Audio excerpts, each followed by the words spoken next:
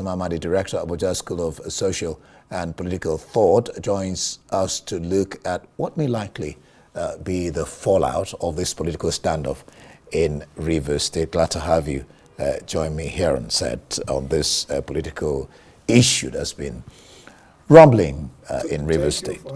All right, well, the news that the political crisis may soon be doused must be like cold water on a very sunny day to the ears of Rivers people. What do you make of Pandef's intervention?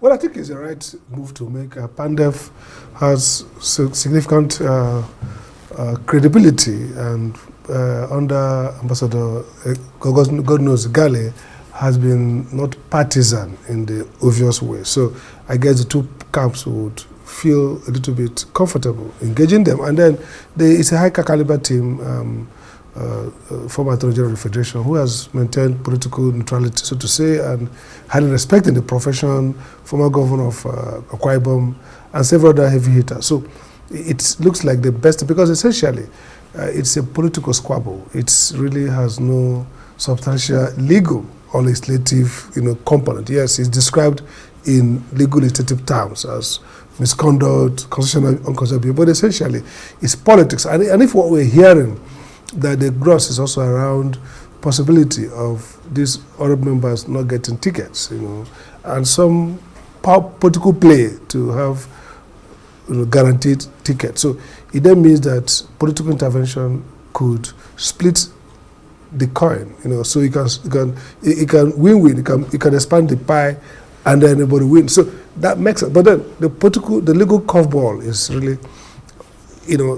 layering. Politics is there at the subtractum. That's the foundation of. Then it colors into a legal crisis, like the American philosopher, French philosopher, like Tocqueville says. He says every political crisis in America soon becomes a legal crisis. So it's a political crisis, it's a legal crisis, and now the chief judge is in play, is in focus. So my sense has always been that the idea of impeachment is designed primarily as political legal. The U.S. constitutional framework makes it fully political. So the political branch, the House, Senate, this with it. But the Nigerian constitution seems to have improved better to create a judicial control. So if you want to remove the governor or president because of political misgiving, then you have to run through a judicial roadblock, and the judge has to get that mythical 7 wise, honest, ethical human beings who are not politically contaminated, and they will sit back and say misconduct or misconduct, and whatever they say, that answer. So it's really difficult. That's why it's difficult to really get a successful impeachment. What do you then read into Fubara's description of the impeachment notice as love letter? What is he trying to say? I think Fubara is not to exude confidence. I mean, it might not be exactly how he feels. I mean, he could be panicking. By the way, Fubara and his deputy went to court. So the interim stay, ex parte stay, is at his behest. So he's feeling the heat, but he has to exude confidence and, maybe over-exaggerate the level of normality. So, you know what? Love letter is a way of trashing. Say, this is nothing. This is just, these guys are looking for attention. But I think it's beyond love letter in reality. It might not be as smoking as it appears, because all these are political actors. So there are puppeteers and, puppet masters who probably will draw them back, don't go further. So, but Fubara is trying to normalize things. He made a good point. You see the governor. This confusion, governance has to continue. That's important. Let me take you up on that before, now that you have raised that issue. Then I'll get back to his talk on dividends of democracy, and he remains... okay, let me even take you up on that before I go to the question of APC, because APC stayed involved in this thing, and you have APC governor, you have, but he says his main focus is delivering dividends of democracy to Rivers people, and that he remains the governor of the state. That's a no-brainer. I mean, the fact that he's the governor. Yeah. What he's trying to say is that, look, first, his game plan is to trivialize this, so make it case. And maybe because he thinks that he has the upper hand, and I think he does, because of the fact that it runs to the judiciary. And don't forget that he appointed the judge, although the judge on textbook has to act without concern for politics. But if the whole point is political, if the whole gross charges against him, in my view, are more political than legal, then I don't see how it passed through the governors, the chief judges, whoever the chief judge appoints will surely not be fans of the opponents.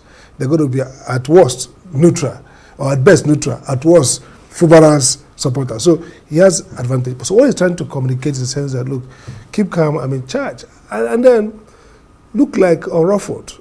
And then focus on governance, which is really the point here. Because the tragedy of this endless political game is that it distracts from executive attention to solving problems. But Fubara said, you know what, I use one eye and watch them, I use the other eye to really get this job done. And to be frank, what every governor should do is, until you get out of that place, until you're removed, if they succeed, do your work. Do your work. So govern. He is saying the right thing, but whether that's actually how he feels, well, that's subjective. I mean, we can't talk about it. Objectively, okay, the right language. Before I let you run away, with the comment credited to the APC publicity secretary in the state, APC seems to be at war with itself. How do you see that playing out eventually? But APC Rivers is also at war. I mean, this is a group aligned to Amechi, who is no longer in APC. The interesting thing is this: Wike is not in APC, don't forget. He's not even in APC. But he controls APC formation. Structure. Amechi is not APC. He controls. So the president's election becomes a proxy war for people who are actually not APC people. The only person in this, the two combatants who are in this fight, who are APC, are Fubara and the legislators. And this APC group is saying, look, if you are an APC legislator, why are you murderously committed to removing an APC governor who the APC National Command has not indicted? The president is happy with, seemingly. So it's really an unusual war where people who are not, someone who is not in APC drives a conflict within APC. And so that's what this group is saying. And that tells us that, look, this is personalized warfare. And that's the tragedy. No public interest. And that's probably the logic the American founding fathers thinking deeply about impeachment. Impeachment can actually be a tool against democracy. And oftentimes, we shouldn't have it because we have recall. If you have a recall procedure for governors and executives who have done badly, violated the Constitution, the voters should have a right to recall as we have the Constitution. So make that process credible and perhaps take away impeachment, because impeachment is giving one branch of government a power against the other branch, and when it's politicized, then it's not about the people. Ordinarily, the people would have said, foreclose this fight. Fubara has done nothing to the people that warrants impeachment. He may have done something politically wrong to other people, and that's why impeachment is now probably we need to rethink whether we should have both impeachment and recall. Right. If you have a recall, no impeachment. The U.S. doesn't have a recall; they have impeachment, and it's political branch. But now, I think we are wise to have the judiciary, and that's why we never succeeded. So when politicians fight, the judges perhaps have the sanity to say, put the brake and say, stop it. And that's what's probably going to happen if this committee does not succeed in dividing the pie. They have to wait till January 23rd to go to court. Dr. Amadi, Director of Abuja School of Social and Political Thought, thank you for always allowing us to pick your brain. Thank you so much. My pleasure.